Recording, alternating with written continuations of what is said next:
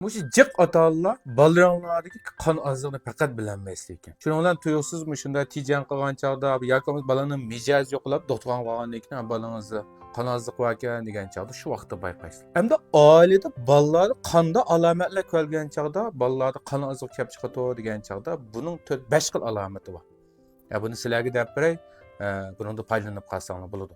Birinchidan balalarning teri oqarib, bir xil qon qochudi teri. Bu dal balalardagi kamqonlikning tipik ifodasi.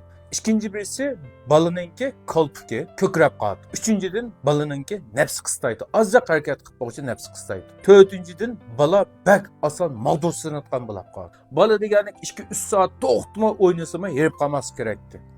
Lekin bala azroq o'ynab qo'yishi holsizlanib ketib, voy jinim ana beshim og'rib ketdi, beshim qiyib ketdi, herib ketdim, charchab ketdim degan gapni ko'p qildi. Uningdan bilak bala nihoyatda bak oson mag'dursinayotgan bo'lib qoladi. Yeni birga ishtihasi töllab keladi. Mushunda o'xshash alomatlarga qarab turib, balalarda kamqonlik ahvoli kelib chiqibdi deb doktorxonalarga borib tekshirsanlarmi, odatdagi doimliq qon tekshirishdimi kamqonlik ifodasi borligini tipik uquli bo'ldi. Endi mushunda bo'lgan balalarda oilada qanday kutamiz degan chaqimizda birinchidan balalarning nashtiligiga bak ahamiyat beramiz.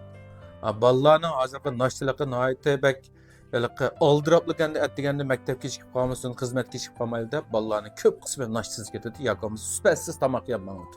Shunga atdigalik nashtiligiga bak ahamiyat beraylik. Uningdan bilak qon ko'paytiradigan yemakliklarimizdan anor, ana gulqanti, qizil uzum yoki bo'lmasa qizil gulning gulqantimi nihoyat yaxshi manfaat qiladi. Yeshil ko'ktatlar Sey köktatlarma mush kamqonlikqa nihoyat yaxshi manfaat qiladi. Uningdan bilak haftasiga 2 talni kavob qilib bersakmi, mush tumir moddasidan kelib chiqqan kamqonlikqa nihoyat yaxshi manfaat qiladi. Uningdan bilak mush balalarda kamqonlik kelib chiqib, mush dora yoki bo'lmasa mush yemeklarni iste'mol qilayotgan chig'ida balalarga choy, qahva bermanglar.